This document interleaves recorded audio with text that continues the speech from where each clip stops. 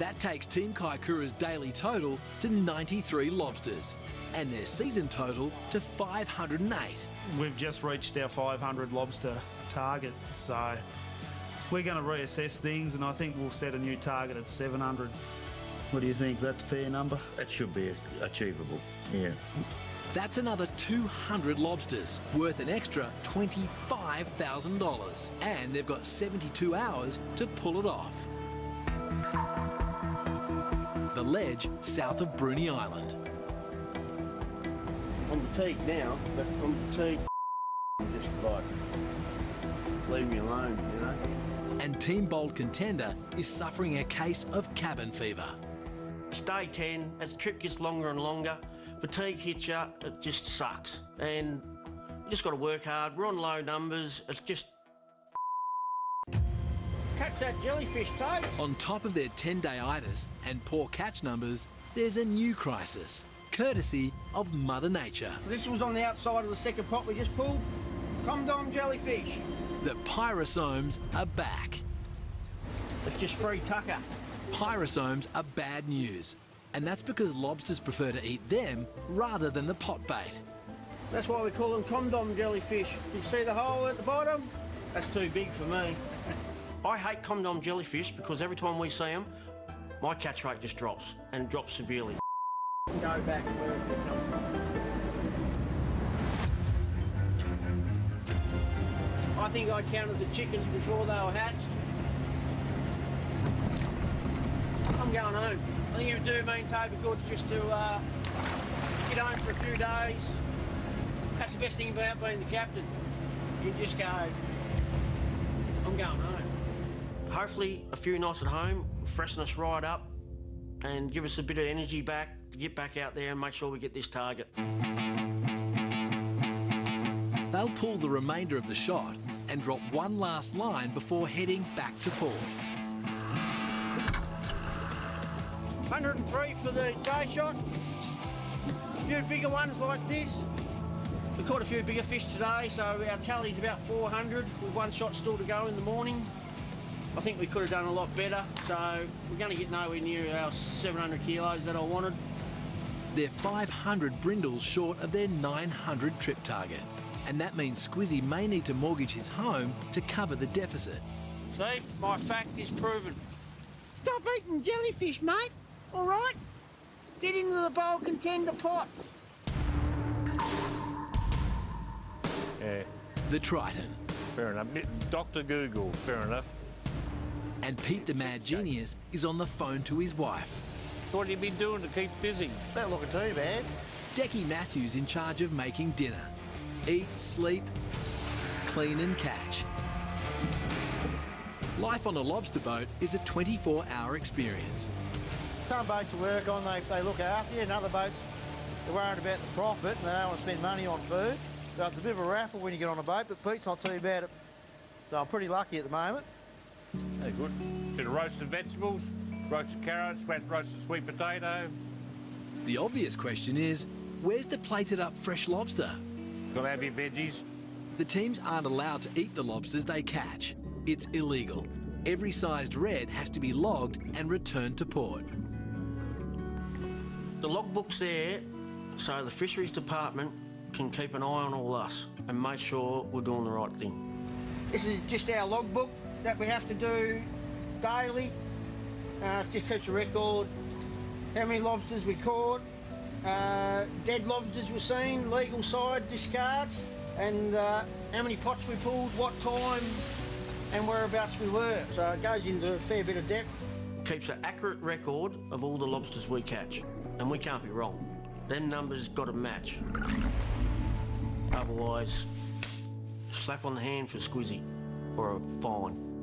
And that fine can run into the thousands of dollars.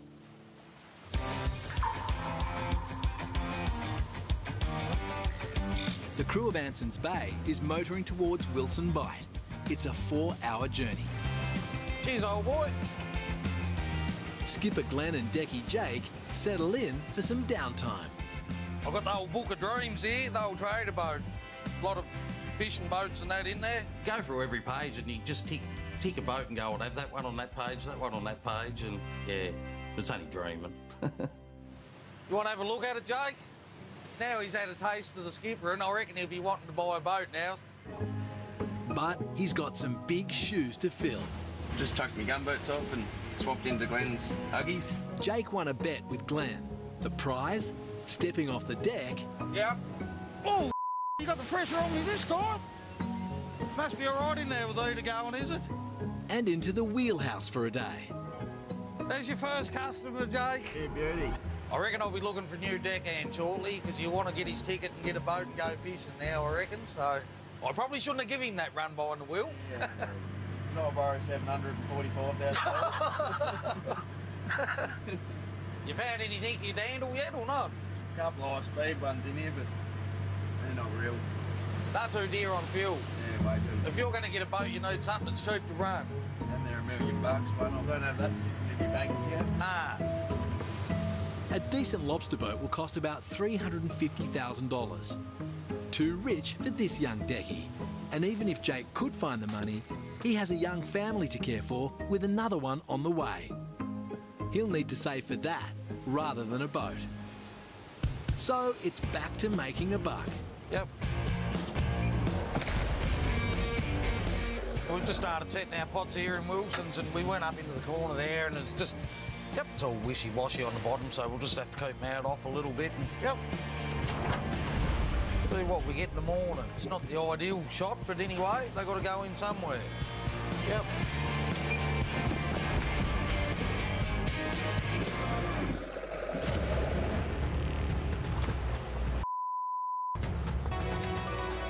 The pot line has drifted under the boat.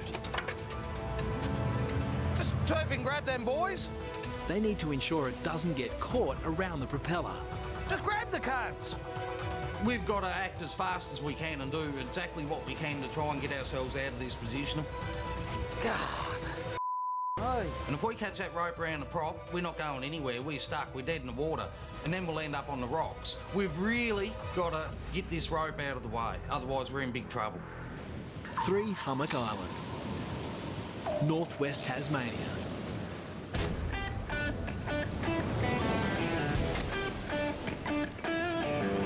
The swell's low and the water's calm. So we're going to go in close and get out of the tide a bit. Gus has fought off his seasickness.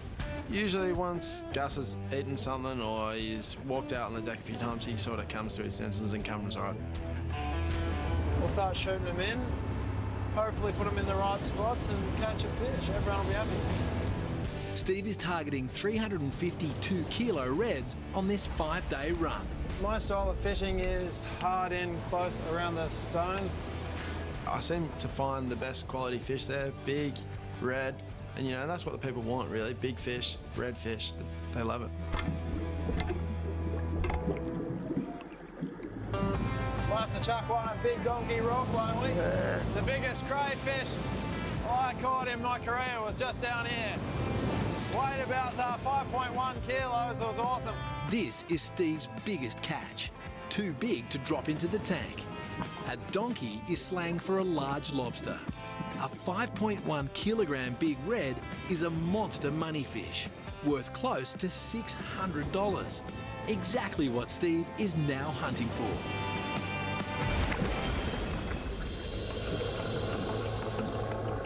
The Hersey's restaurant collected 245 big reds from Steve's first trip.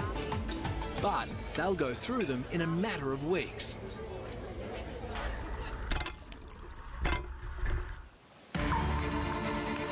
Low Rocky Point, southwest Tasmania. See you in a while. And Team Kaikoura has exceeded its target of 500 big reds. They've also exceeded their average target weight. Who's got the number one now, was it? Of 1.2 kilos per lobster. They're heading into an area known as the Suicide Run. You are running the gauntlet, yes. In the Suicide Run, you're definitely running the gauntlet. They don't call it the Suicide Run for no reason whatsoever. No. It's just a place the fishermen have named that area. It's just a dangerous area when swell kicks up. It's one of the worst on the coast.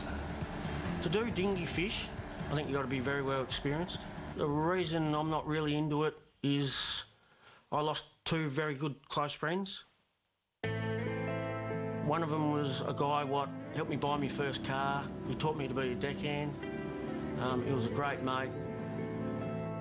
We helped out in the search for him, and yeah, I'd seen a dinghy upside down and looking for your mates for a couple of days and not finding them. It's terrible. Now we're in here, we should be safe. It's just getting, looks quite calm at the moment, but it can change pretty quick in here. If it was game enough to leave them in here overnight, we'd get some really nice big ones, but I don't think we're going to risk it tonight. We can lose our gear pretty easy in here.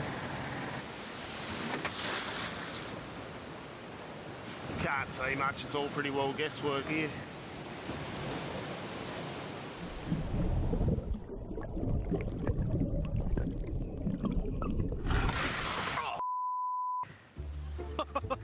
He blew up. I've popped me fucking self. Have a look at the arms on him.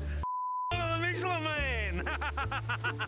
Paul's life jacket has accidentally inflated. I can't operate like this, I can't move. That was unexpected. Buddy. We don't go anywhere unless we've got our life jackets on in the dinghy, so that'll stay pumped up until I get back to the big boat. I thought you farted. Despite the life jacket fail, Paul has high hopes of beating Scotty's catch of the day.